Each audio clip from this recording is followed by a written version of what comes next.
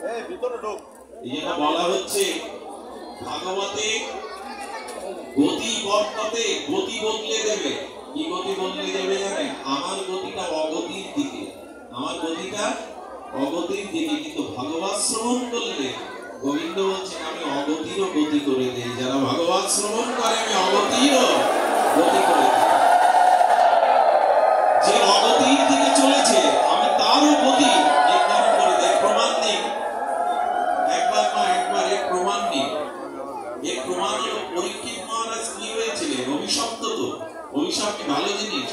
আর সাপে কেটে যে মারা যায় সেটাও শাস্ত্রে খুব সুলক্ষণ বলে নি। তা ওনার অভিশাপ কি হলো? বিপ্র অভিশাপের দংশনে উনি 1 সপ্তাহ পর মারা যাবেন। এটা অভিশাপ কিনা? সর্বাঘাতে পরীক্ষিত মহারাজের মতো পাণ্ডবদের উত্তরসূরি এত ন্যায় প্রজা, এত ন্যায় পরায়ণ বৈষ্ণব মারা যাবে সাপে আঘাতে। এটা গতি কি ভালো গতি? অভিশাপ কি ভালো গতি? সর্বদংশনে মারা ভালো গতি? কিন্তু 1 সপ্তাহ ভাগবত শুনে সেই গতি কোথায় গেল? সেই গতি অগতিরও গতি গোবিন্দের চরণে পৌঁছে গেল। এর থেকে বড় মান আর কি আছে? এর থেকে বড় প্রমাণ আর কি আছে? যিনি অভিশপ্ত, যার 7 দিনে দংশনে মৃত্যু হবে, তার মস্তক থেকে ব্রহ্মানন্দ ফেটে দুর্লভ গোবিন্দ চরণে চলে গেল। এই হলো ভাগবত শ্রবণের অগতিরও গতি। আমাদেরও হবে।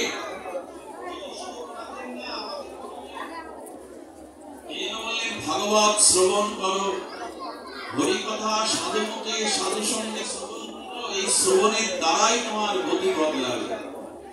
সুধীবৃন্দ, গতি অবশ্যই বদলায়। আমি নিজে দেখেছি কত মাতা, কত মদ্যপ, কত কুপথে যাওয়া মানুষ এই ভাগবত শ্রবণ করে সুপথে এসেছে। এই জীবনে অনেক অনেক দেখাবার সৌভাগ্য দিয়েছেন ভগবান শ্রী গুরুদেব। এই ভাগবত শ্রবণের দ্বারা মানুষের কি গতি হয়।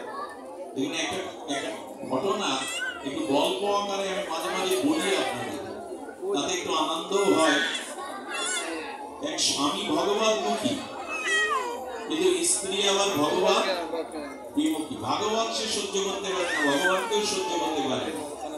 স্বামী বারবার বলে 7 দিন পাঠ হচ্ছে, একদিন একটু যাও না।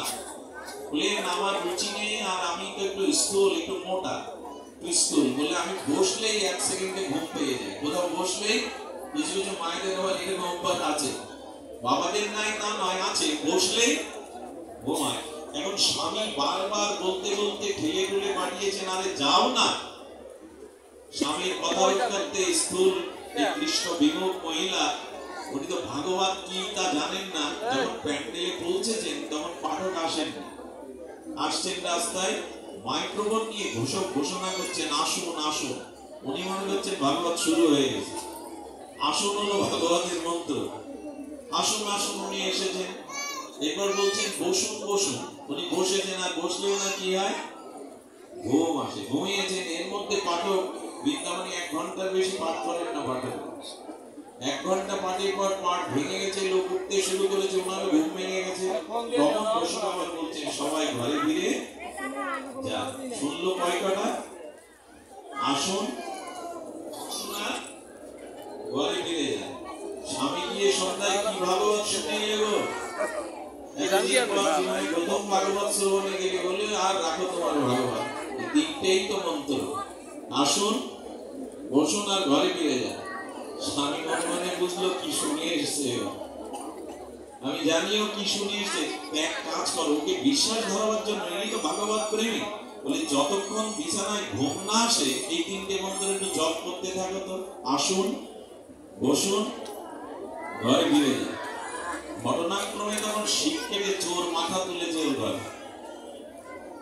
ওনার মাথা যেদিকে শুয়ে আছেন তো বিছানায়, মাথার ওই পেছন দিক দিয়ে চোর যখন শিব কেটে মাথা ঢুকেছে তখন বলছে আসুন আসুন। বলে সর্বনাশ,